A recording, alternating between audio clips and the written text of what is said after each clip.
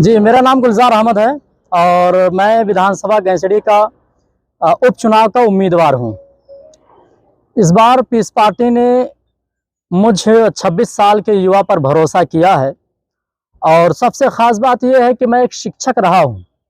विधानसभा गैंसडी एक ऐसा क्षेत्र है और हमने देखा है कि आज़ादी के बाद से लेकर अब तक जो भाबर क्षेत्र आता है नहर के उस पार, वहाँ का कोई भी विधायक नहीं बना।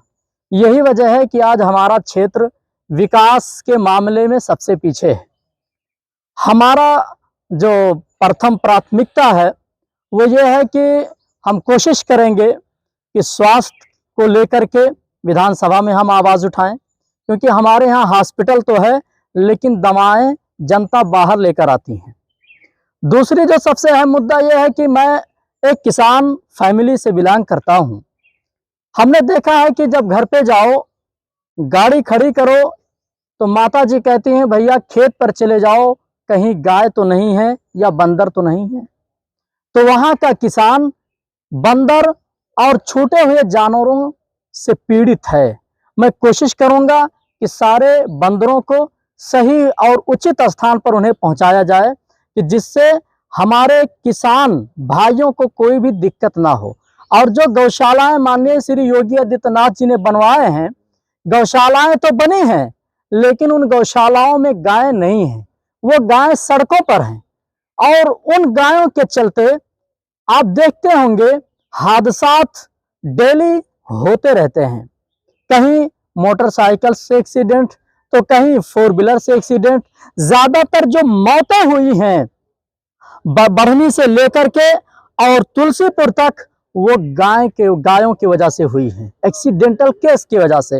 मैं कोशिश करूंगा कि आवाज उठाऊंगा कि जो गायें सड़कों पर घूम रही हैं, जो गायें किसानों के खेतों में हैं, वो गायें गौशालाओं में होनी चाहिए। हमारी कोशिश ये है कि 30 से 35 किलोमीटर विधानसभा गैंसडी की जनता सफर तय करके तुलसीपुर तहसील पर आती है, जबकि 4 लाख कमोबेश आबादी है विधानसभा गैंसडी में जनता का। लेकिन जनता इससे भी पीड़ित है। मैं कोशिश करूंगा कि पचपेड़वा में तहसील बनाया जाए।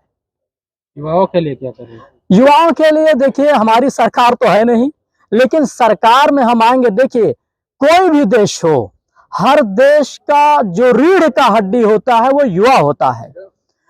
भारतीय जनता पार्टी की सरकार है, पता चला कि बच्चे गए एग्जाम देने, दूसरे दिन पेपर ही लीक हो जाता है। पता चला फिर 6 महीने बाद वो बच्चे दोबारा एग्जाम देंगे, वो भी आएंगे कि नहीं आएंगे।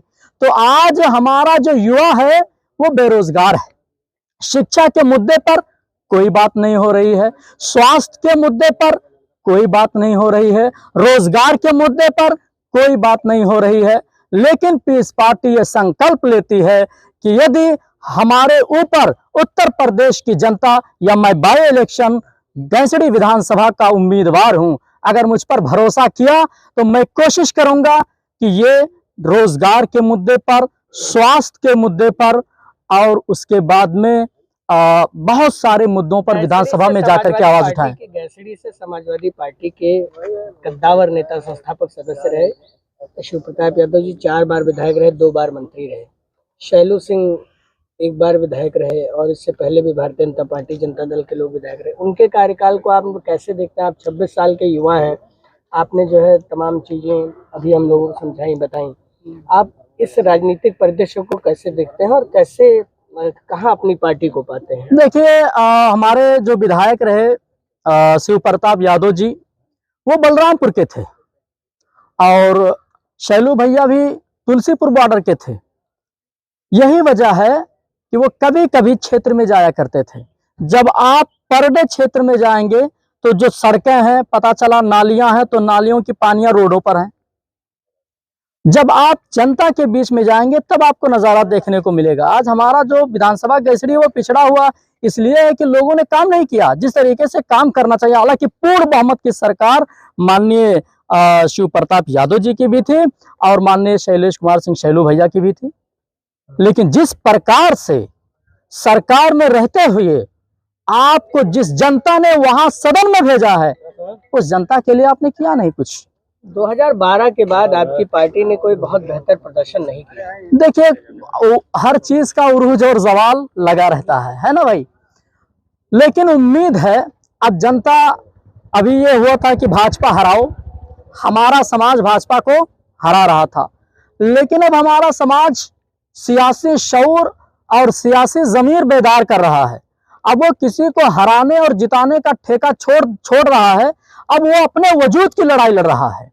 अब तक हमें 75 साल से यही बताया गया कि भाजपा आ जाएगी, भाजपा आ जाएगी।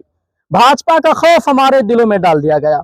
हम अपनी कौम से ये कहेंगे कि भारतीय जनता पार्टी का खौफ और दहशत अपने दिलो दिमाग से निकाल दो और अपने राजनीतिक नेतृत्व की लड़ाई लड़ो। अगर तुम अपनी बहन बेटियों की सुरक्षा चाहते हो, देश की सुरक्षा चाहते हो तो।